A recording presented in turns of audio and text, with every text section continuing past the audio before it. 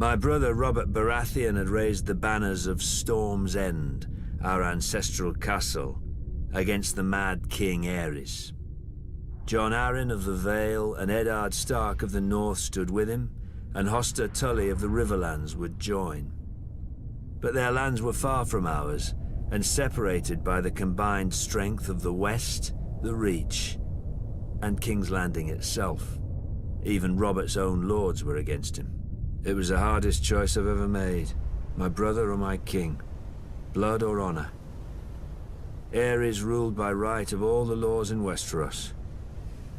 Everyone knew the price of defiance, but there are deeper, older laws. The younger brother bows before the elder. I followed Robert. Early in the war, Mace Tyrell's indecisive victory at Ashford cut Robert off from Storm's End. Instead of pursuing Robert and risking his record, Mace Tyrell turned east and laid siege to our home. His vast army and navy encircled us and prevented any resupply by land or sea. If a wagon tried to reach us, it was burnt. If a ship tried to land, it was sunk. We were locked in Storm's End to starve, but Robert commanded me to hold the castle no matter the cost. He could ill afford to lose his ancient seat, which had never fallen. While Robert smashed Rhaegar on the Trident, my men ate the dogs, because the horses had already been devoured. While the Lannisters sacked King's Landing, we ate the rats. If the smuggler Davos had not slipped through the Tyrell blockade with his onions, we'd have eaten our own dead. But I held the castle until Lord Eddard remembered us and marched to lift the siege. The Tyrells didn't even put up a fight. And Robert threw a feast to celebrate Lord Eddard's victory. I was sent to the Royal Island stronghold of Dragonstone to deal with Viserys and Daenerys, the last surviving Targaryen children. Before I arrived, however, they escaped across the narrow sea. Robert was furious. He stripped me of Storm's End and gave it to that prancing fool Renly, my younger brother. I could keep Dragonstone. Now Robert is dead, and a bastard pretender soils my throne while the realm fills with schemers and traitors. But the rightful king is coming for them all, and I will not stop until I have scoured this land clean of abomination. The Baratheons say, ours is the fury. I will show them. Fury burns.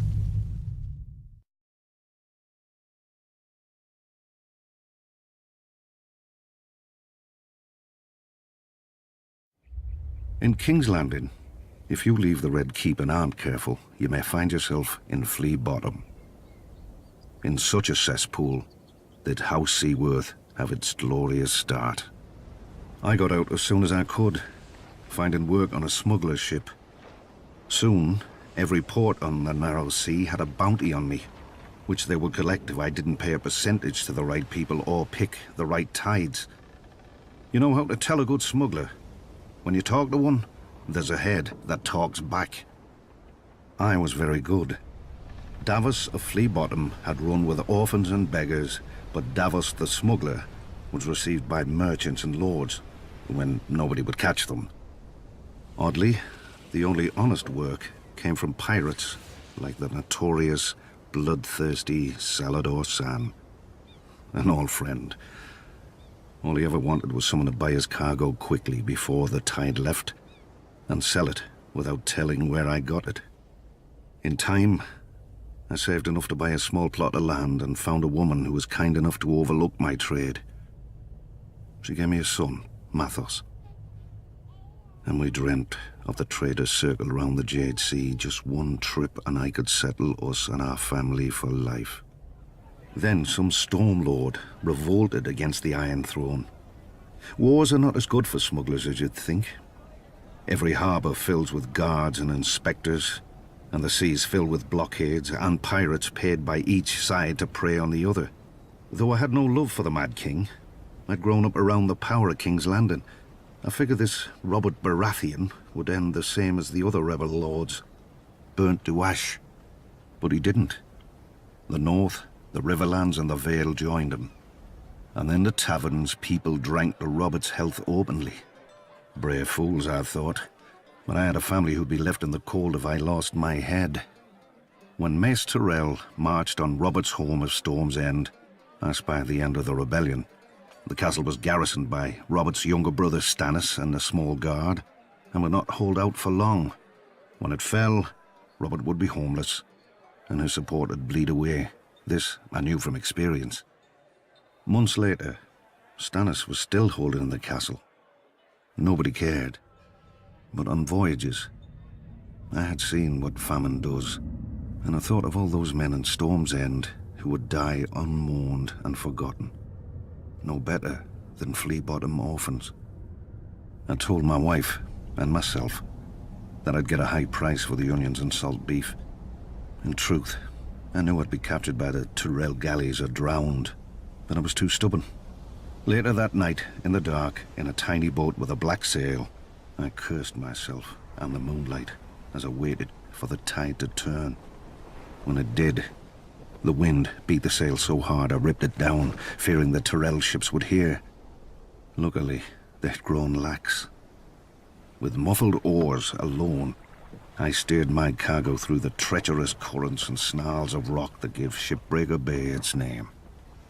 The waves finally carried me, soaked and near blind from sea water, through the mouth of the cavern beneath the castle.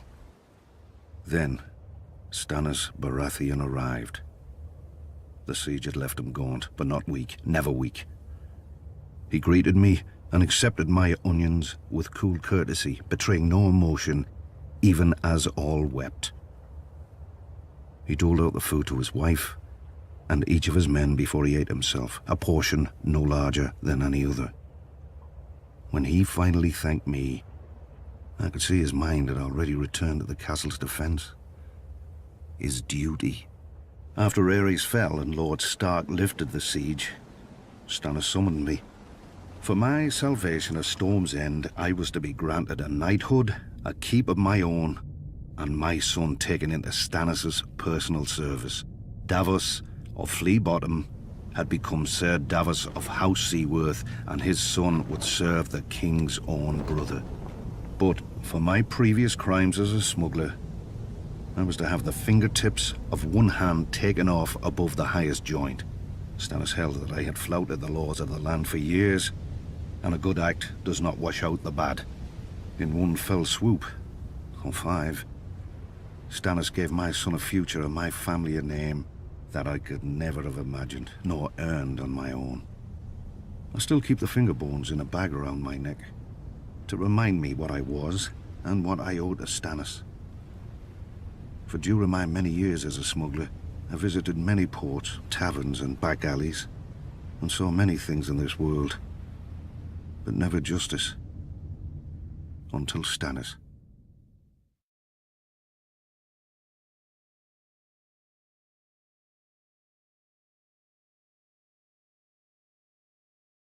Some great houses call us upstarts. But the truth is that while the Starks and Lannisters fell to the Targaryens in defeat, House Tyrell rose.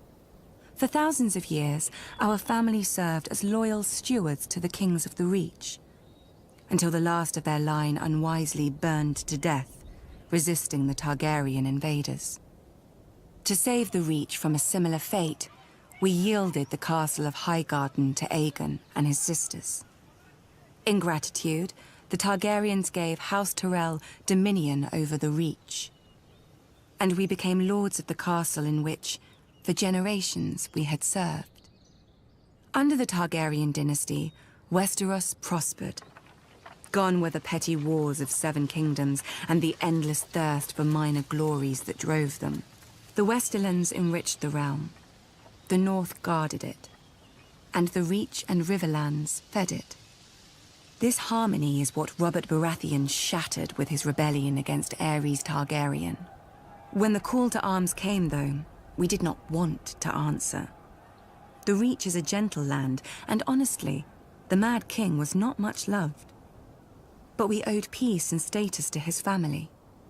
My father, Mace Tyrell, called his banners and marched north to battle the rogue Stormlord Robert, who had already defeated 3 forces in a single day.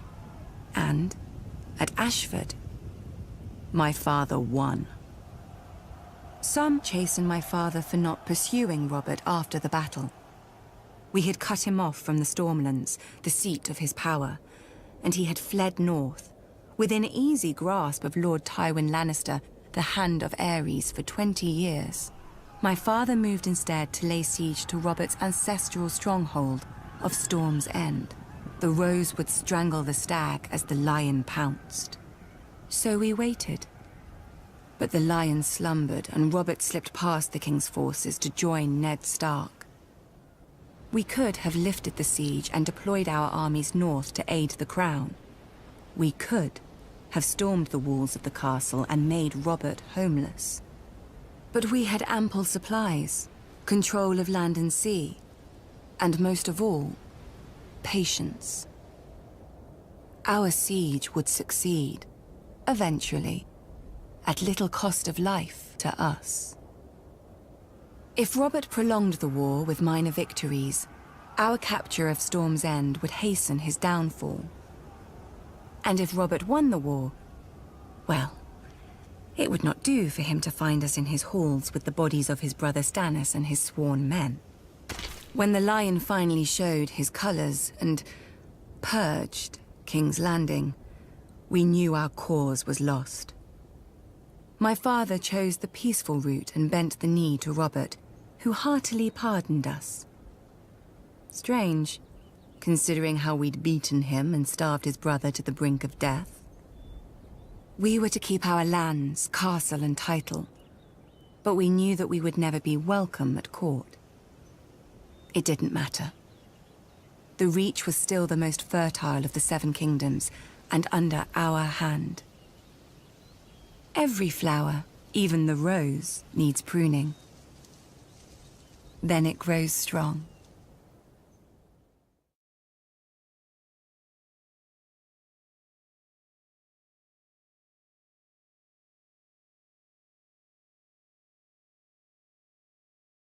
Family, duty, honor.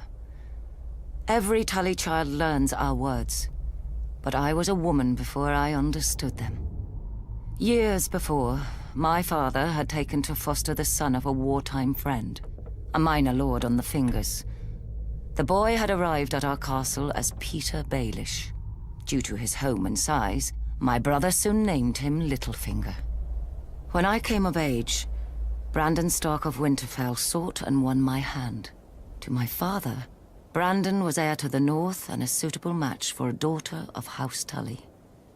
To me, Brandon was wild and terrifying, never far from laughter or trouble. I loved him with all the fire of a first passion, much I came to realize as Peter loved me. When Peter heard of my engagement, he challenged Brandon to a duel. Peter survived only because I begged Brandon not to kill him. I still thought of Peter as family. Now, I wish I had let him die. Only days before my wedding, when I thought to be happy forever, Prince Rhaegar Targaryen abducted Brandon's sister, Lyanna. Hot-blooded as always, Brandon immediately rode for King's Landing to demand justice, which the Mad King Aerys Targaryen gave him, in his own twisted fashion. The day the Raven arrived with the news of my Brandon's death, I locked myself in a room and refused to eat for days, until my father reminded me of my duty. I was to marry Eddard, Brandon's younger brother, a man whom I had never met, though of whom none spoke ill, or spoke anything at all. Our union would cement an alliance of the North, Vale, Stormlands and Riverlands in rebellion against the Mad King. I was a Tully. I did my duty. We were married quickly, and were spared only one night before he had to return to the field. I spent the war by the windows waiting for a raven to hear if my son would grow up fatherless or at all. We knew the price of defeat. I scoured the kitchens and washing rooms for any and all gossip. Robert had won and crushed the Mad King. Robert had lost, but Jaime Lannister was now king. Robert had almost won, but the Mad King had become a dragon and burned King's Landing to ash. At night, I told myself the war would end soon and bring peace. Either a victory or the grave. I was wrong. Robert won, and my husband avenged his brother and my love. But when he came home to me, he could not meet my eyes. I saw the reason by his side. Many men have bastards, I know. And under the strain of war, any man, no matter how honorable, may forsake his vows for a night of warmth that he may never know again. But Ned Stark was not built like other men. His northern honor would not let him sequester his shame in some distant holdfast. He brought this boy, this Jon Snow, home to raise with his true-born children. My children. Yet even these bitter memories are sweet now. They are all I have left of my Ned. Our family is broken and scattered, and our son must wage a war for the pieces. We need to go home. The Starks are of the north, and, like the snows of winter when they come south, they melt away.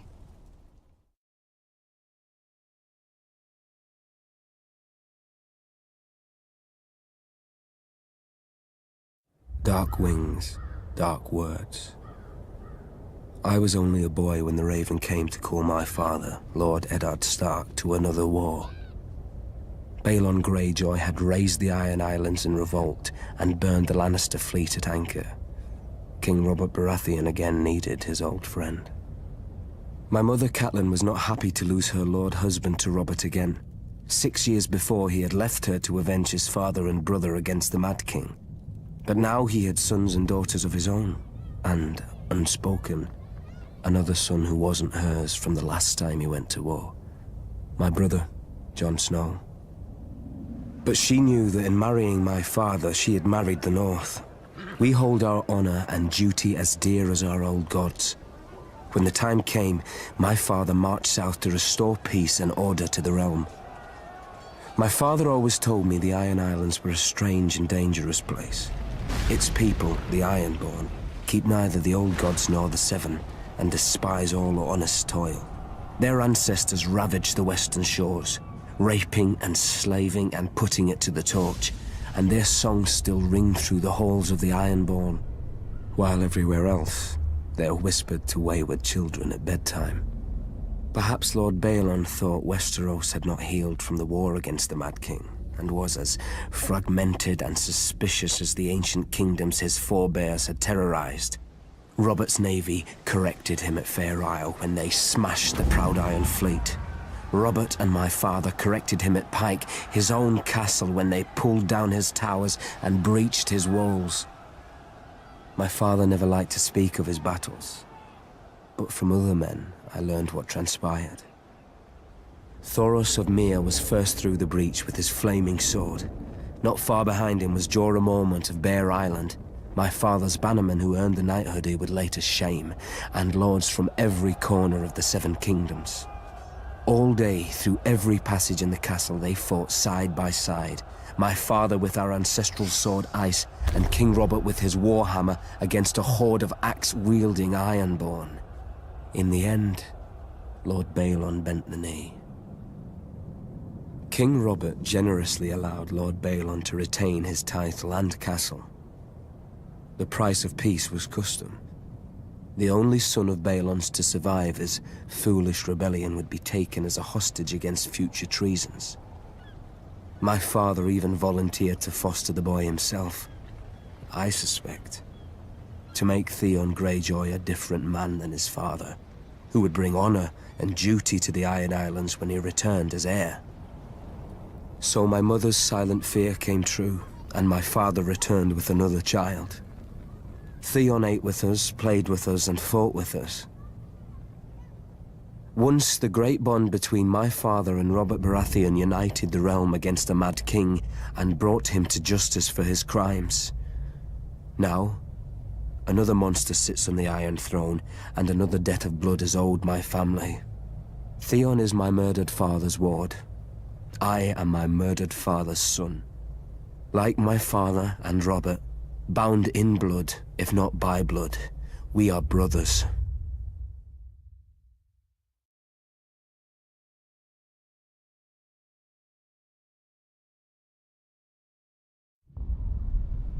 When Aegon and his dragons burned Harren the Black and all his sons at Harrenhal, the days when men feared the sight of our longships were over.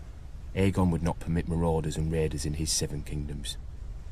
With Harren died our empire, and the old way that forged it. But what is dead may never die. 6 years after Robert Baratheon won his crown, my father, Balon Greyjoy, sought to restore our ancient rights.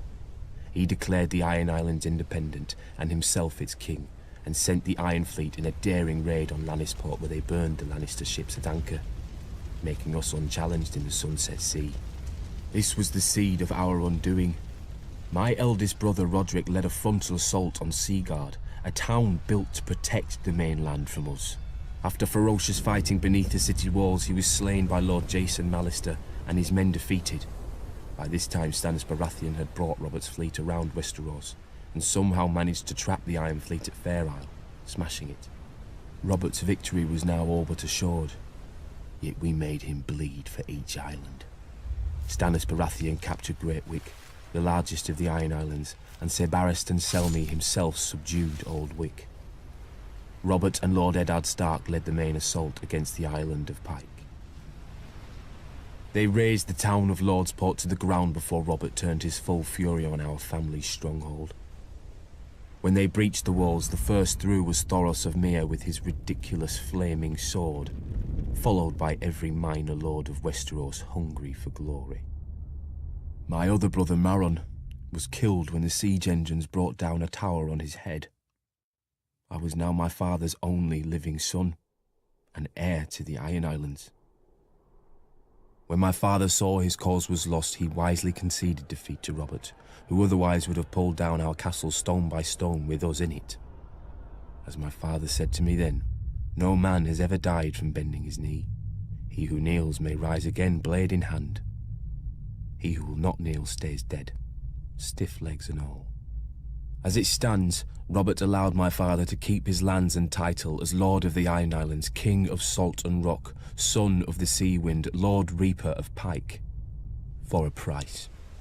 His last son and heir shipped off to Winterfell as an honoured guest.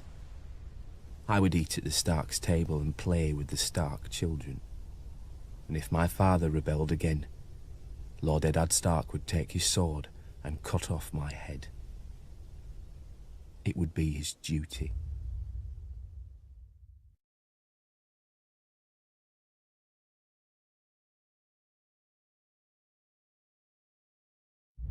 Though Robert had risked all our lives to win it, the Iron Throne bored him. He cared little for justice, and less for rule. If it weren't women or wineskin, he had no use for it. Without the stalwart Jon Arryn as Hand of the King, the challenge to Robert's crown would have come much earlier than it did. The Iron Islands have never lacked for treachery. They respect only strength, and honor is as foreign to them as the Seven. After 6 years, their ruler, Lord Balon Greyjoy, wagered that King Robert had not won the support of the great houses of Westeros, many of whom still named him usurper. Lord Balon declared the Iron Islands independent, and sent his Iron Fleet to Lannisport. Lord Tywin Lannister was careless, and the Ironborn caught and burnt his ships at anchor. Lord Balon and his reavers controlled the Sunset Sea. Robert then ordered me to succeed where his father-in-law, Lord Tywin, had failed. Beneath Robert's fury, I sensed relief. War he could understand. He would smash Lord Balon as he had Rhaegar. I raised Robert's fleet and sailed around Westeros to the Iron Islands. I set a trap for the Iron Fleet off Fair Isle. As sailors and warriors, the Ironborn are unparalleled. But they're not soldiers. They have no discipline, no strategy, no unity.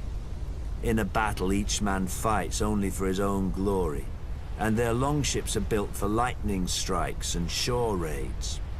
When the captains rushed in, I smashed their longships with our larger war galleys.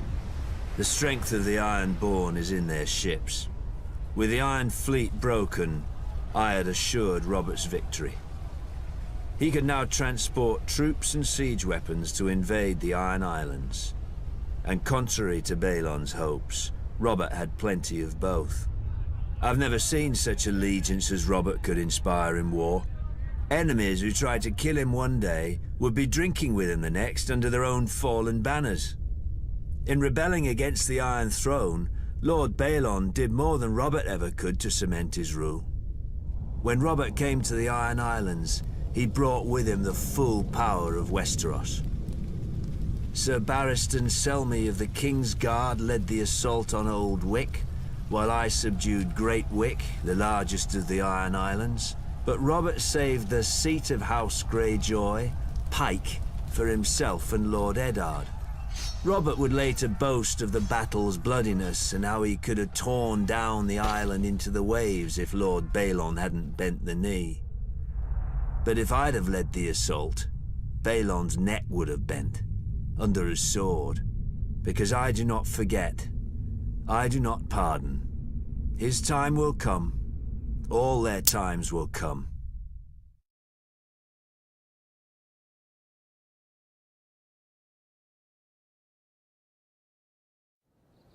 House Tyrell trace our descent to Garth Greenhand, the legendary first king of the Reach who made the land bloom. But so too does every noble house around us. It seems dear ancestor Garth planted as many flowers as he plucked. A king should have more consideration for his line, don't you think? For over 1,000 years, the Greenhand sons and grandsons ruled the Reach as House Gardener. The offshoots of his daughters grew into vast and powerful houses in their own right, except for House Tyrell. We chose instead to serve our Gardener cousins faithfully as stewards, to manage their stronghold of Highgarden and the daily affairs of the Reach. Our words are growing strong. And under our stewardship, the Reach did just that. As did we. Until a blundering king almost cost us everything. Aegon Targaryen had landed in Westeros. King Mern allied us with the Rock to repel the upstart's army. One can only marvel that King Mern did not reconsider when he saw the living dragons against him. Perhaps he should have sought counsel from his trusted stewards before he set out. Then again, perhaps he did. At the Field of Fire, Aegon, and let us not forget, his sisters, burnt the combined armies of the Reach and Rock. King Mern paid for his misjudgment with his life and that of his ancient family. In a day, the Reach had lost its king, its ruling house, and most of its army. Thankfully for everyone, my ancestor, Harlan Tyrell, had better sense. Until the Maesters sorted out the entail among Mern's cousins, Harlan the Steward was acting Lord of Highgarden. To ensure peace and life in the Reach, he would yield the castle to Aegon. The other castles and families would then follow, as they had since the Dawn Age. Aegon had a continent to conquer, and the fertile Reach was too valuable to raise. He accepted Harlan's proposal and welcomed our lands into his kingdom. To show his gratitude, Aegon entitled Harlan to Highgarden, the castle his family had served for 1,000 years, and made House Tyrell his wardens of the south, choosing us over older, greater families in the Reach. Our house thus owed everything to the Targaryens. So is it any wonder we stayed true to King Aerys, even during his madness, and even after Robert Baratheon rebelled? Some may question my father for laying siege to the Baratheons' home, instead of marching to aid Prince Rhaegar before Robert could kill him and scatter the royal army. But let us not forget that we had already dealt Robert his only defeat of the war at Ashford. If Lord Tywin Lannister had not vanquished the Mad King so suddenly, our siege would have destroyed Robert's home and his brothers, and won the war for Aerys. But when the Targaryens fell, House Tyrell again chose peace and prosperity over war and devastation, and bent the knee to King Robert Baratheon, first of his name. We returned to Highgarden to manage the affairs of the Reach, as we had for thousands of years, and will for 1,000 more. Other great houses take lions and wolves for their sigils, and draw their power from the gold in their mountains or the cold of their winters.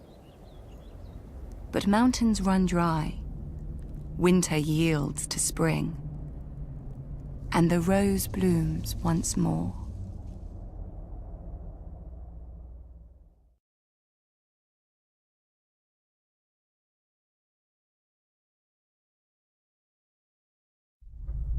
Where the North has its honor and the South its chivalry, the Iron Islands has its strength.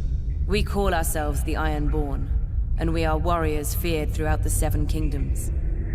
Or so we used to be. Unlike their mainland cousins, the first men of the Iron Islands never bowed to the old gods. Theirs was the drowned god, who made the Ironborn to reave and sack and write their names in salt, steel, and song, that his enemy, the Storm God, could not wash away. We raised our kings from our own ranks, and used beaten foes as thralls to work our mines and farm our land. Or as salt wives, if a woman was pretty enough. Such was the old way, and while we followed it, we held sway wherever the waves were heard. When Aegon came demanding fealty, King Harren the Black ruled as far east as the Trident.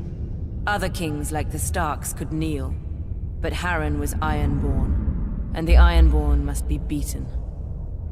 In Harrenhal, he had the mightiest castle in Westeros, and the army to defend it. But Aegon did not intend a siege. He mounted his dragon and roasted Harren and all his sons in their tower, and the Old Way with them. Because of Harren's defiance, Aegon pushed the Ironborn back to our islands and gave the Riverlands to the Tullys. But he did allow the Ironborn to choose who would lead them. House Greyjoy had always been one of the greatest houses of the Iron Islands. We trace our descent from the Age of Heroes and the legendary Grey King, who took a mermaid to wife and made war upon the Storm God for 1,000 years.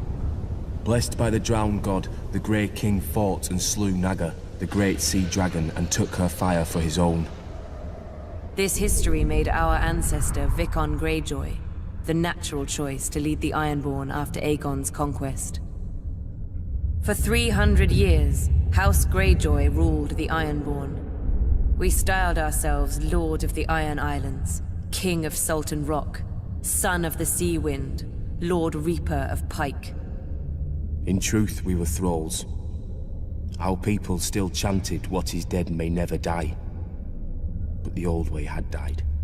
Until the Targaryens followed their dragons into the grave, and our Lord Father, Balon Greyjoy, rose against the new king, Robert Baratheon. He seized our ancient crown and sent our Iron Fleet against the Lannisters at Lannisport, burning all their ships before any could weigh anchor. Though Robert and Eddard Stark would later defeat him, they understood us no better than Aegon. The Greyjoy sigil is the Kraken. What it grasped once, it will never surrender. What is dead may never die, but rises again, harder and stronger.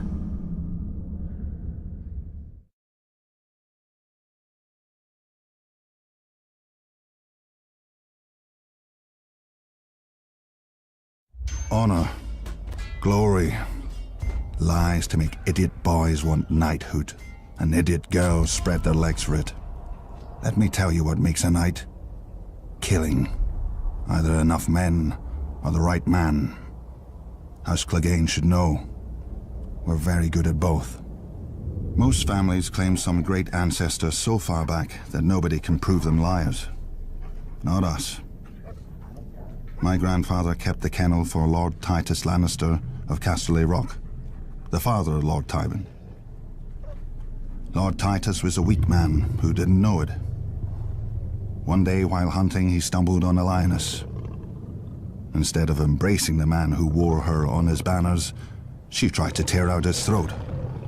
Lucky my grandfather came up with the dogs and drove the big cat away.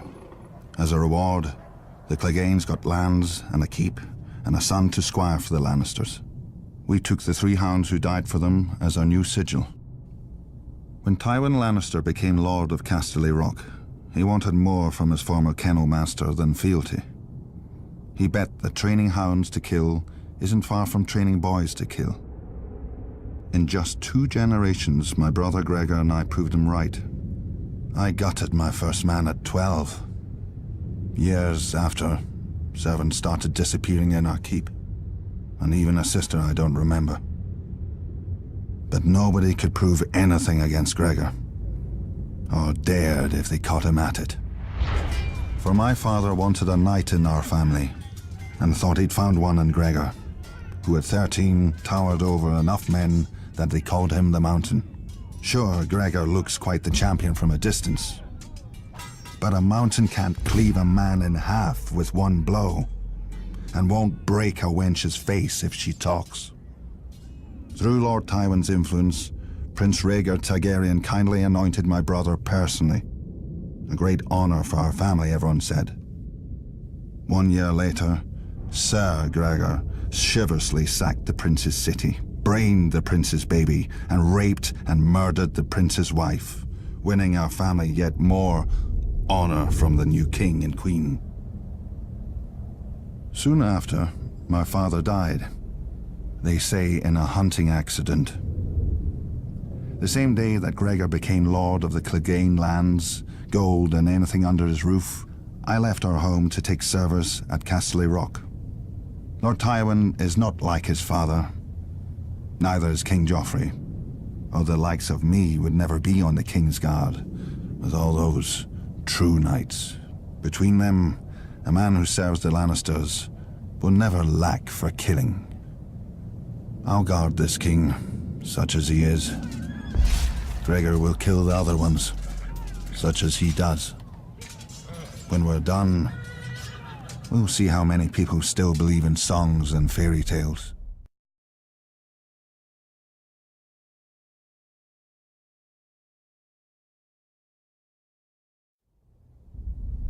A long time ago, they say, some old southern king enslaved our giants by magic and forced them to build your famous wall. Then he kicked all of my kind to the other side and raised an army to keep us there. And we're the uncivilized ones. Wildlings. Might be Sir King was wise. Even a giant can be made to kneel, but only if he wants a better crack at your head. The free folk don't follow a man because his father tells us. If the king's son was brave and strong, aye, we'd follow him as we did his father. If he wasn't... But it seems to me, as much as the wall keeps us out, it keeps you southerners in. You follow laws you didn't make. Kneel to kings you didn't choose, and pray to gods you never hear from. Traders talk about your 7. Beyond the wall, the stars shine bright and clear. Any gods there aren't listening to the likes of men. Our gods are of the forest, in the trees that shelter us and the rivers that feed us. They gave the land for all of us to share. We fish, farm, and hunt where we will, when we need. If a man wants a woman, he has to prove he'll give her strong and cunning sons. It's easy. When she tries to slit his throat, he don't let her. With the free folk, you get what you can take, and you keep what you can hold. No more. I wonder, Even if my kind didn't hop over your wall, would he still set your Night's Watch to guard it? You Southerners are rich. You always have more steel, gold, and daughters. I think you're afraid. If you've always knelt, you don't know what freedom is. And if you've not been beyond the wall, you don't know what fear is. You will.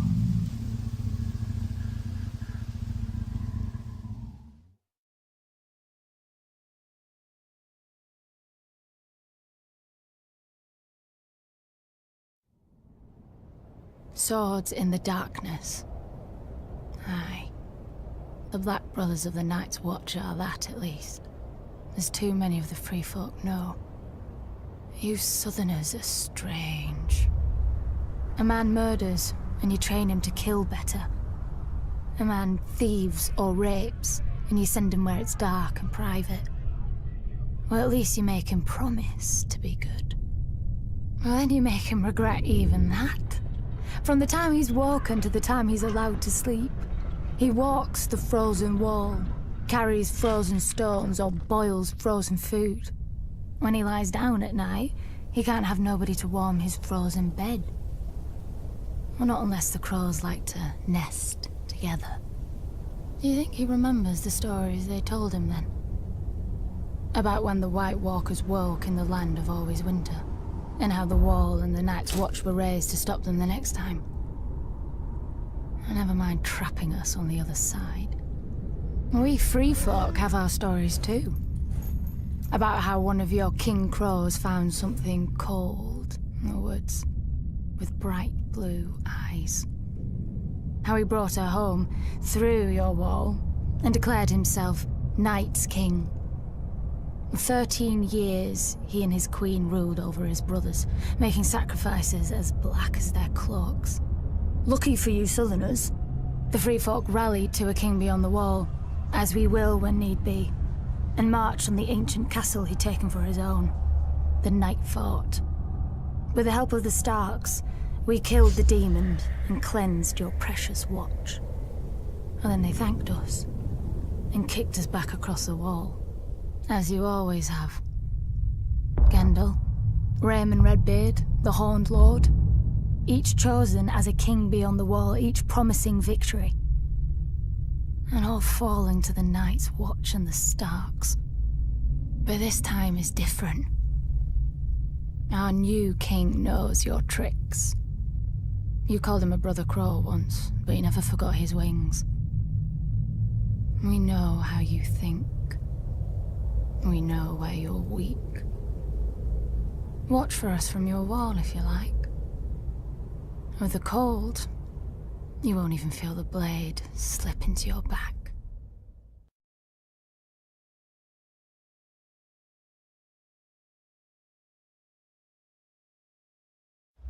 Nobody knows why the Targaryens first came to the island of Dragonstone. Old Valyria was then at the height of its power and the center of the civilized world, which ended at the Narrow Sea. Westeros was a filthy backwater with 7 kings squabbling over borders and minor glories.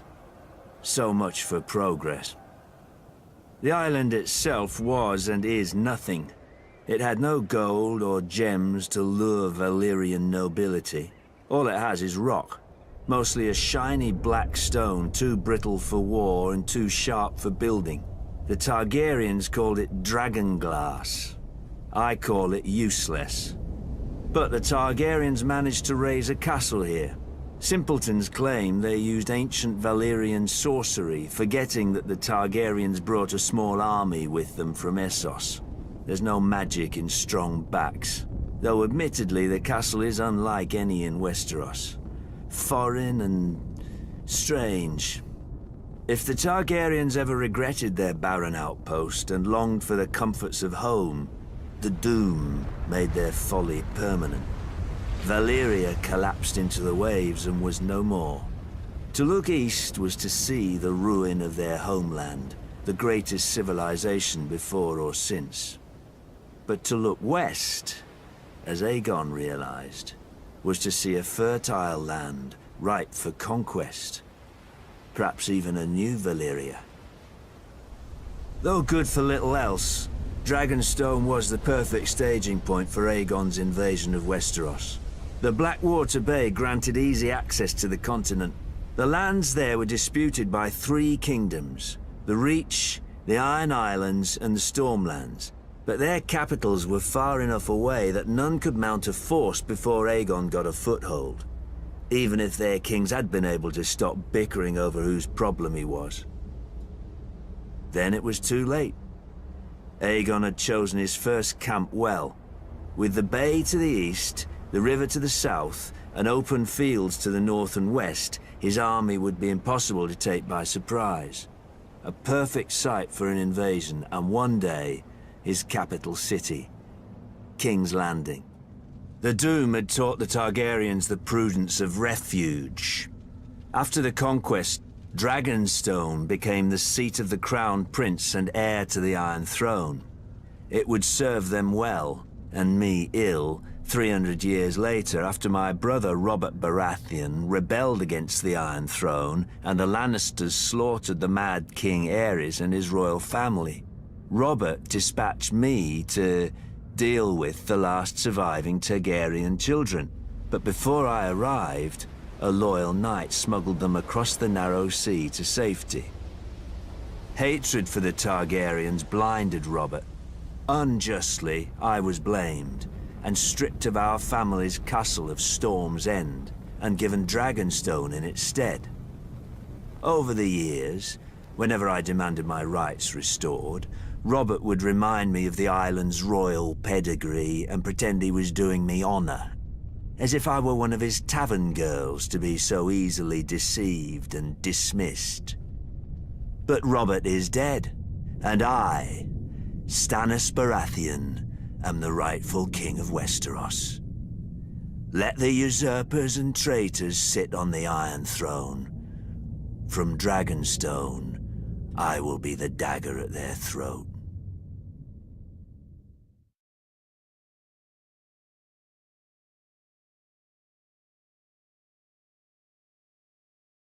On the shores of the God's Eye, due north of the Isle of Faces, rises a monument to arrogance and cruelty. Harrenhal. For a people who prided themselves on their ships, the Iron Men of old seized any chance to leave them, and carved out a vast kingdom from the peaceful river lords. The empire reached its zenith under King Harrenhal, called the Black by those he terrorized, and by his own men, though they meant it proudly. King Harren enslaved the Riverlands to raise the mightiest fortress Westeros had ever seen. A castle that could garrison 1 million men, with walls so vast that winters would come and go, and besieging armies grow old and grey before the castle fell. 5 towers he ordered, reaching into the heavens like grasping fingers. A monstrosity which he forced our people to build for their own subjugation. But the very day the slaves laid the last stone, Aegon Targaryen and his sisters arrived in the south. When they arrived with their small army, Harren laughed and shut the gates. Harrenhal would have its first test, and an easy one at that. It failed. Harrenhal could have withstood an assault from all the armies in Westeros combined. But Harren learned that the tallest and thickest walls meant little to dragons, for dragons fly. With Harren and his sons dead, Harrenhal quickly surrendered to Aegon. House Tully then raised the River Lords in rebellion against the Iron Islands, and with Aegon we flushed the Iron Men to the sea. We should have torn down the castle stone by stone then, but Harrenhal seemed such a magnificent prize that Aegon gave it to one of his commanders, whose line then withered to extinction, as would every family to hold it thereafter.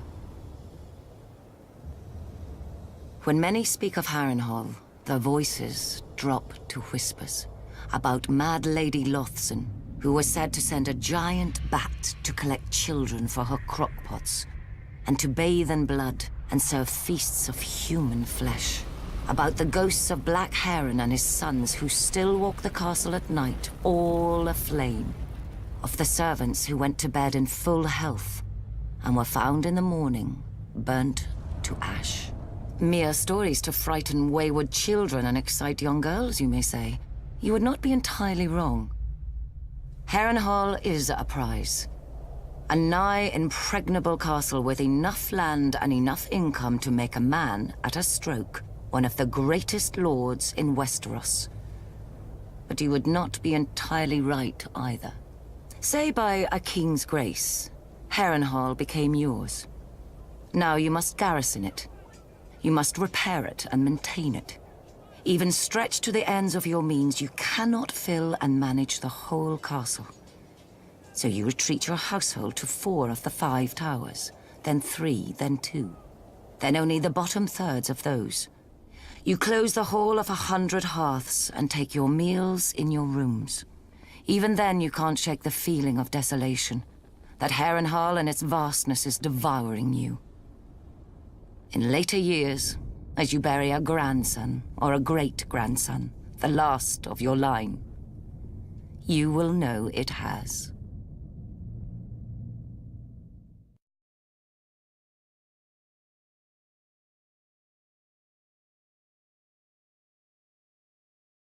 At its height, the Valyrian freehold ruled over half the known world.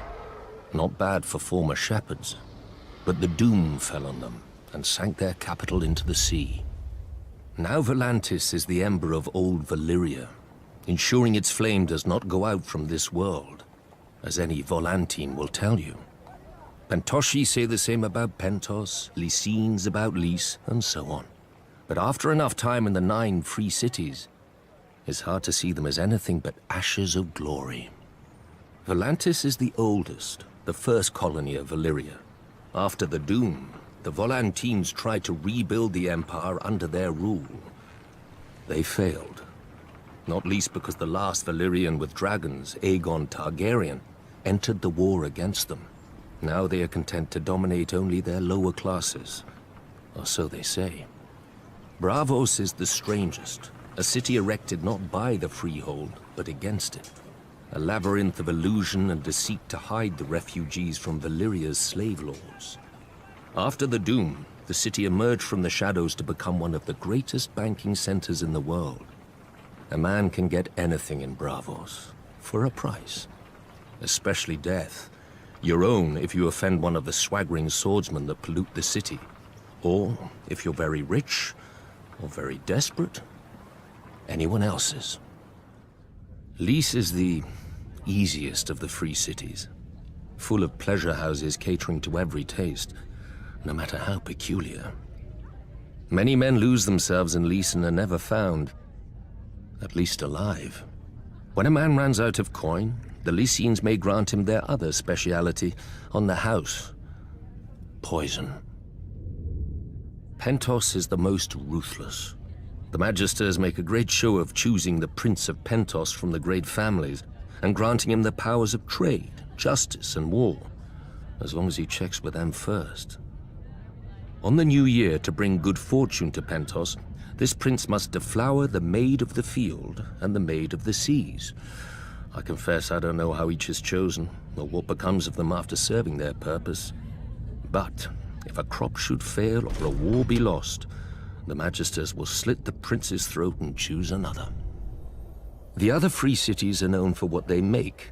Mia has its lenses and finery, Norvos its axes, Quohor its smiths who can reforge Valyrian steel, Tyrosh its colors. I'm sure Lorath had something to the world, but I can't think of it. Frankly, the 9 of them are more alike than they would care to admit. They hire the same soldiers to fight the same wars for the same rulers, the rich, be they called Magisters, Archons, or what have you. When a Dothraki Khalasar approaches, they gift the same tribute to avoid the same sacking.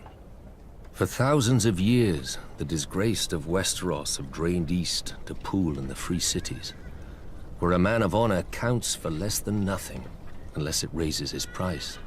Better men than I have learned that what a man sells for gold, he can never buy back. He must earn it. By fire and blood.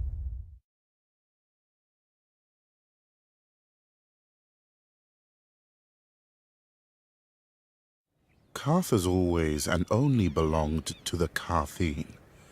We were never part of Valeria's empire, nor have we ever fallen to a Dothraki horde. Our walls and the red waste outside them guard us from such annoyance. Many call the approach to our city the Garden of Bones. It needs little tending to grow. Our city, however, would be quite a prize for any empire.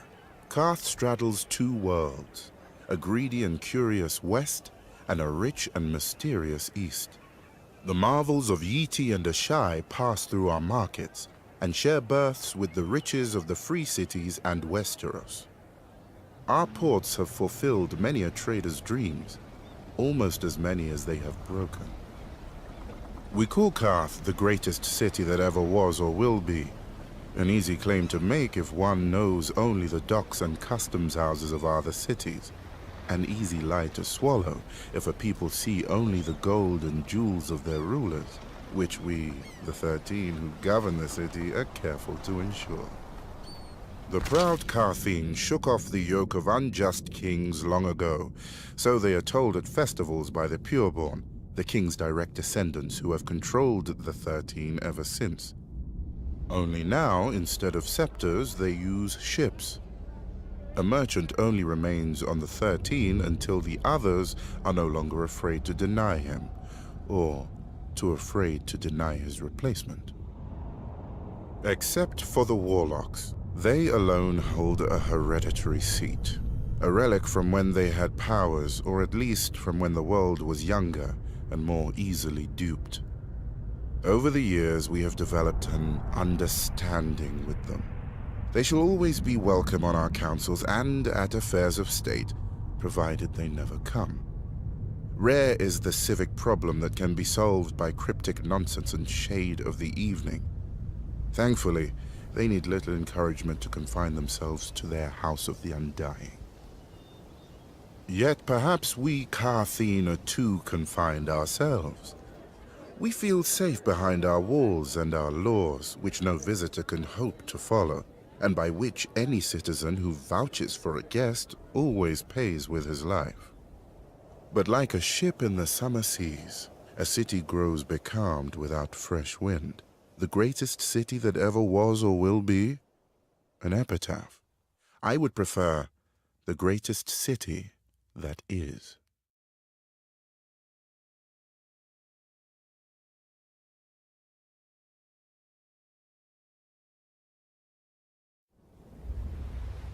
The Seven are gods of weakness and defeat, pretty chains that the first men kindly put on after the Andals crushed them, except in the Iron Islands. Since the Dawn Age, the Ironborn have followed the drowned god, who plucked fire from the sea and made us to reave and sack and carve our names in blood and song.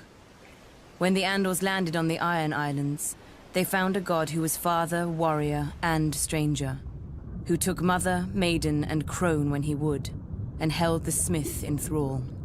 His priests are the drowned men, who are clothed and armed by the sea itself. They consecrate us to the drowned god through our most sacred rite, the drowning, and ask the god to raise us from the sea as he was, harder and stronger. The Ironborn do not fear the bloodiest battles or the roughest waves, for the drowned god taught us long ago that what is dead may never die. When an Ironborn falls, we say the drowned god needed a strong oarsman and took him below to feast in the god's watery halls, attended by mermaids. But even in death, an Ironborn is a warrior. We fight against the storm god, who holds a castle in the clouds, and sends the winds to lure the Ironborn off course or wreck our ships. It's said my legendary ancestor, the Grey King, waged war upon the storm god for 1,000 years. With the drowned god's help, he slew the great sea dragon Naga and used her bones for his haul. After his death, the storm god tried to wash away any memory of this terrible foe. but his songs fill our halls to this day. It was the storm god who first blew the Andals to the Iron Islands, to subdue us and turn us from our faith. True, they conquered and killed our king, but in time they forsook their septs for the shore, and their fat septons for the drowned men. The Andals came to us as conquerors. In the end, they drowned. The Ironborn are of the sea, as our god made us, and given to it as our god taught us. We do not fear the storm god's winds or his waves, but you should, for they bring us to you.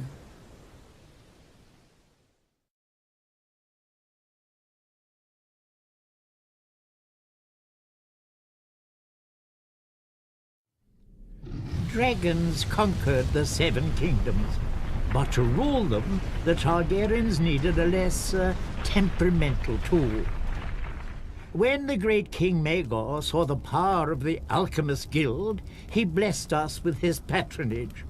In those days, we commonly transmuted metals and other wonders, but the king was most interested in our mastery of the substance, which those not of our order dub wildfire. A slight misnomer. To the uninitiated, the substance indeed seems uncontrollable. Water will not extinguish it, nor plate of steel repel it. Our order alone knows its secrets. In bare stone cells beneath the guild hall, our acolytes prepare the substance with utmost care and ancient magic. Apprentices then remove the jars to a secure storage. Overseeing its purity are the wisdoms, such as myself, who are adept in the alchemical mysteries. Should an acolyte prove unworthy and allow the substance to ignite, the ceilings are spelled to collapse and fill the room with sand. For once lit, only smothering or starvation will quench the fire. Many years did the Alchemist Guild serve the Targaryens faithfully, until we were beset on all sides by the envious, the Order of Maesters, who dismissed all learning but their own, and the charlatans who hucked green paint and worse in our names. After the unfortunate Prince Aerion Targaryen, drunk with wine, boasted that a draught of the substance would transmute him into a dragon, we lost our royal favor. Then came the wise King Aerys, second of his name. I was merely an acolyte when he restored our guild to its former glory. As had his great forefathers, he appreciated our secret arts, even naming Wisdom Rossart as Hand of the King. Together they punished his enemies as befits a true Targaryen. During the War of the Usurper, I heard whispers that King Aerys had engaged our greatest wisdoms for an ultimate weapon against his foe. But sadly, King's Landing must have fallen before it could be used, and many of our wisdoms disappeared in the sack of the city, victims of ignorance and envy, as ever, I'd wager. Yet our order perseveres. Like the substance, which grows ever more potent as it ages, we perfect our ancient arts in darkness, forgotten by the world. We are masters of the fire, but we live only to serve. All we need is the right spark.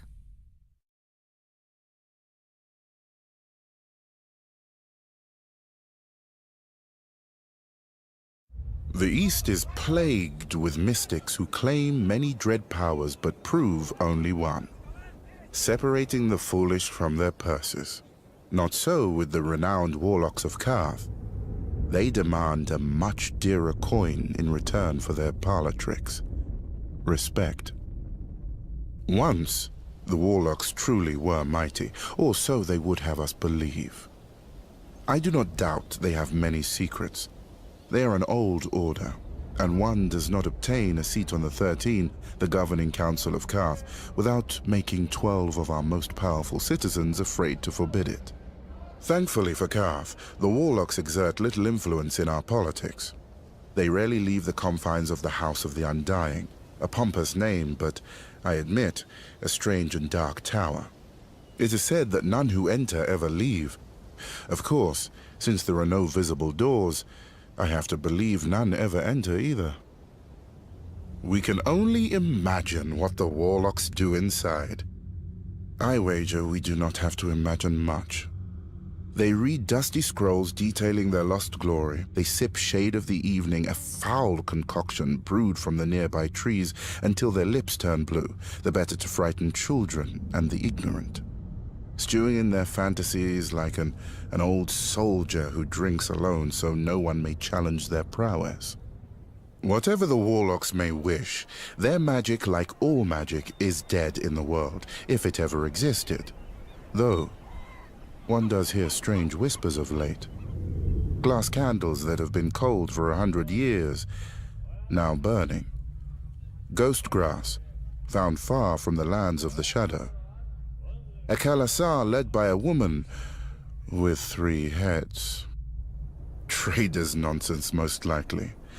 But should the warlock's vaunted magic ever return, that would be a dangerous day for Karth. I shall need to keep my eyes on them. Indeed.